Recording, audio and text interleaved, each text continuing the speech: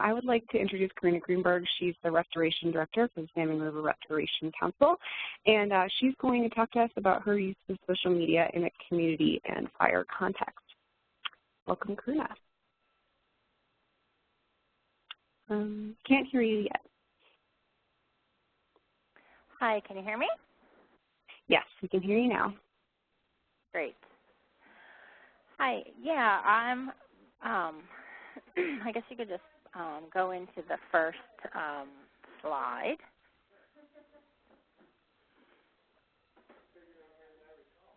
And yeah, so we use social media a lot. We use it both at our organization, the Salmon River Restoration Council, to keep up with our members and community and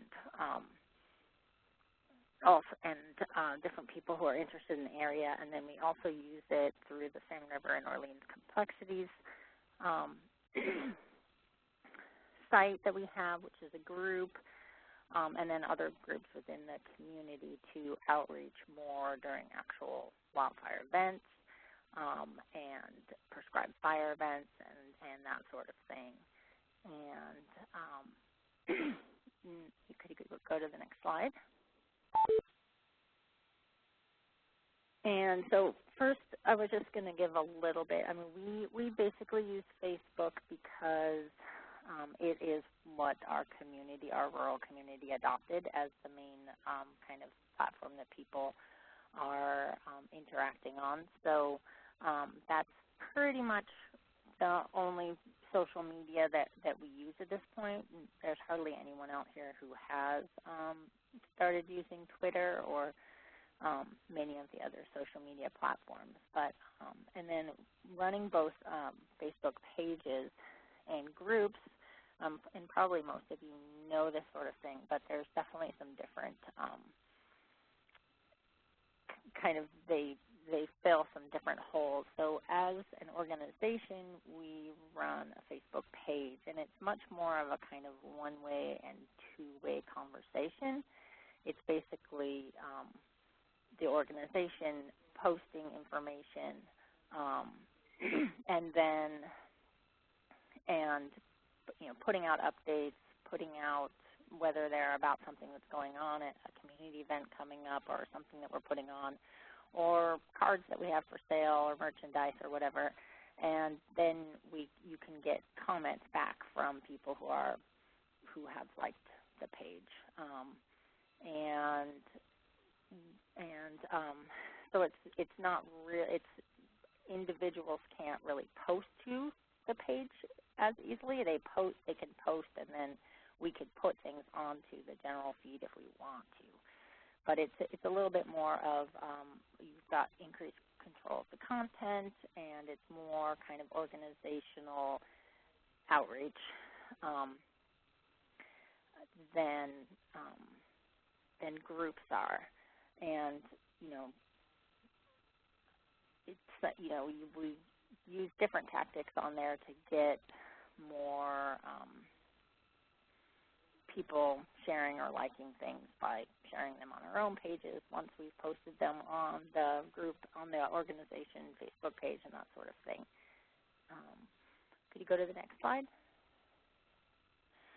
And then with the group, the Salmon River Orleans Complexities group, it was really started during a wildfire event as just the need, especially in really rural communities where a lot of people don't even have televisions per se, but there's just not much in the way of news coverage of this area out here anyways, of a really good way of just getting information out right away. So it was started by some community members who were a community liaison within the community and another community member, just to make sure that we had ways of getting information out really quickly around fires that were happening in the 2013,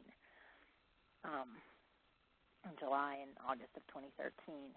And we adopted this really quickly with our community liaison program, because before that, with fires in our community liaison program, it was mostly emailing people and phone calls. And so this was a really great way to meet a really big audience and get real information out. And so for that group, the group was really what we wanted was for there to be an open conversation. You have less control of the content, but it's really about bringing people together around concepts, around interests, events, emergencies, and then things to keep, to know about that is just that, every member has kind of equal opportunity to post whatever it is that they want to post. So that can, lead to some issues where you have things that are off topic being posted. You can take things down if you are administrator, but it really promotes community. Could you go to the next one? Karuna, excuse me 1 second. This is Emily. We had a few requests for you to speak up just a little bit. Some people are having a little hard time hearing. Yeah, thank you. Sorry. This is the phone lines out here aren't always the greatest. Much better, thank you. Okay, yeah. So the group was really kind of promotes communication, promotes community around kind of different topics.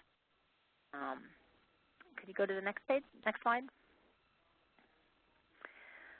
So just going a little bit further into that social media during wildfire events, it's something that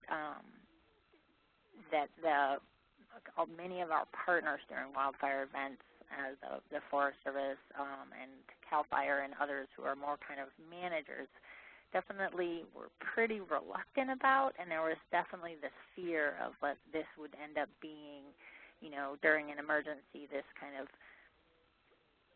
conveyance for, really getting rumors widespread, and that there was a real lack of control, and in some ways it kind of went away from a lot of, it didn't allow for vetting of content, and there was this fear that it could lead to irrational responses, or that, incorrect information would get out there. And so there was a definite reluctance and kind of fear of what the impacts of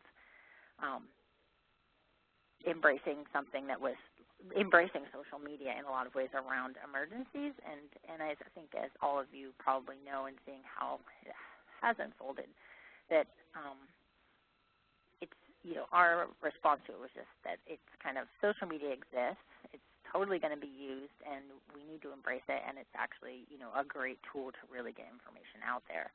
And what we felt like is if we set the table and left it really open, let those conversations happen, that what we realized was that you could actually, that instead of it being conveyance of rumors, that there within, say, the Salmon River and Orleans Complexities page, there was a really easy kind of ability that the group would respond if somebody put something out that was really off line, that that right away someone would say, oh, well, that's not actually the right information, and good, correct information would get out there right away. And it also really allowed for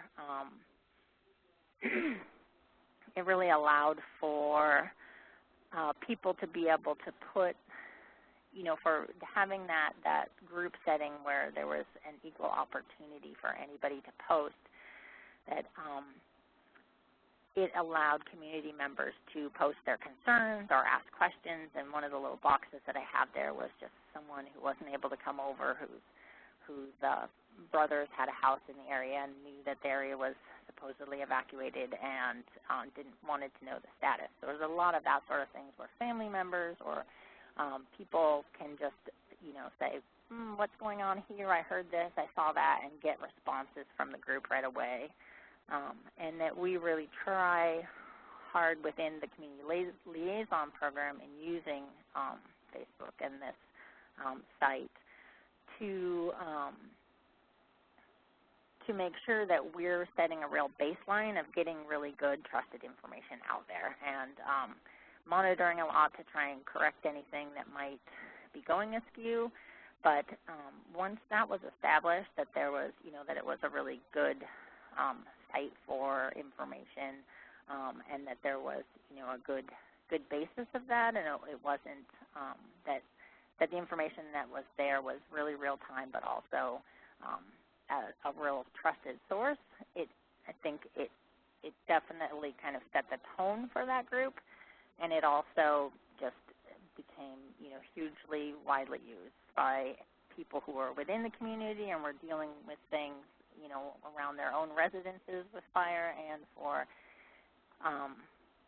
anybody who was interested in the area or had family or friends in the area. And so it just has been a really great platform for that.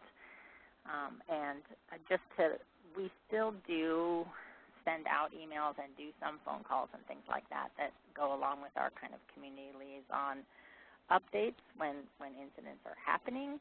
But we get a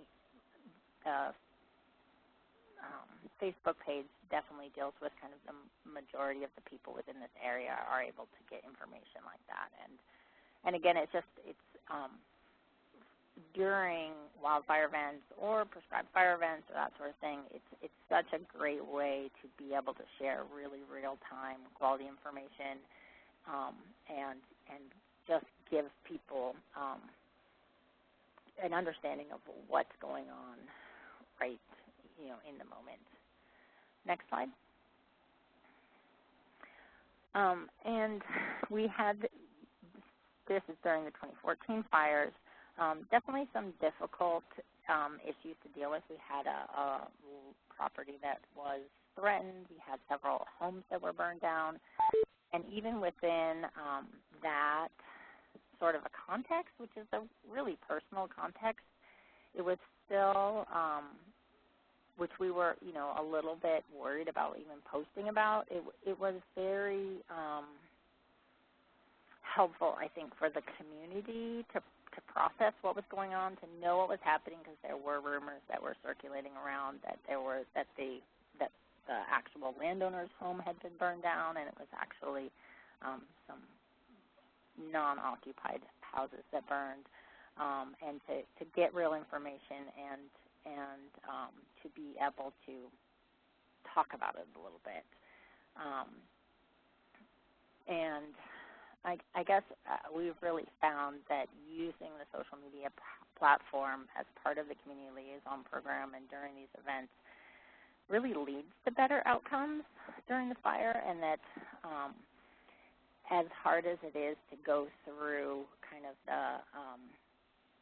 these somewhat traumatic events or really scary events, the ability for people to get real-time information right away, to ask questions, to feel like they know what's going on, that even if everything else is the same, they feel much more, they feel like they've been heard, they feel like they know what's going on, they feel informed, and they feel much better about the overall incident. And whereas if they feel like they're in the dark, or if they feel like they're getting 2-day-old information from a public information officer that's not really up to date, they feel then like they're in the dark, and then the whole thing becomes that much scarier. And so I think information is just key to easing fears, to making people feel like they have some voice, that they have an understanding of what's going on. Next slide. And so there was just a huge amount of response that we definitely, just saw from the fires in which we were able to kind of have the social media active, where people were getting real-time information right away. There were constantly, lots of, thank you so much, and this is really great, and also questions that were coming up. People were just able to voice their concern or bring up questions and get answers to that. And there was just a massive response to that within the community. People felt so thankful for having that ability. And I think this is everywhere, but really, in really rural communities where the news is not going to be covering what's going on there, you really need to find other outlets to be able to reach people, and this has been just really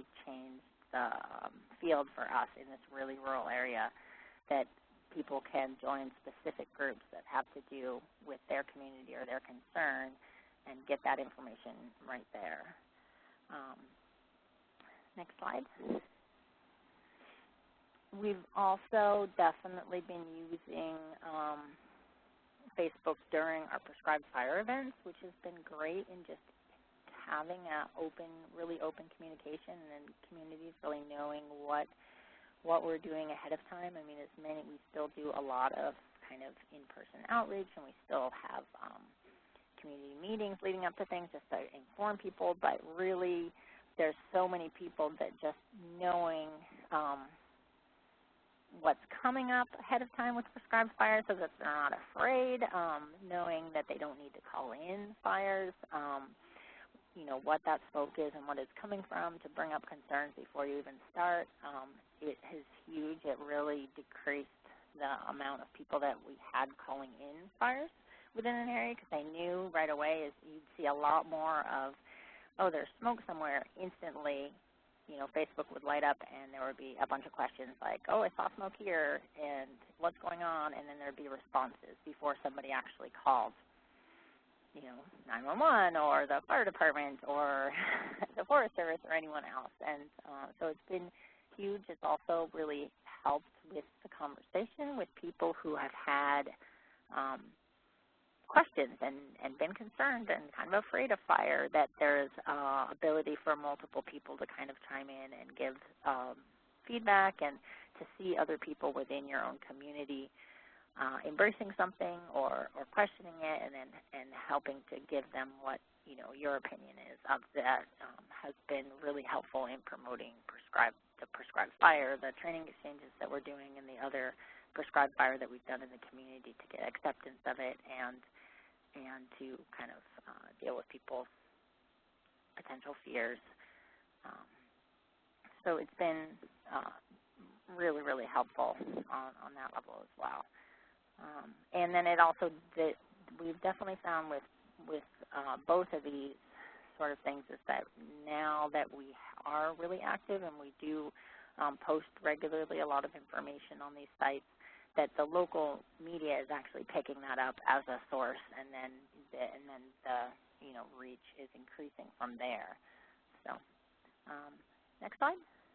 Maybe that's the last slide. I think that's the last slide.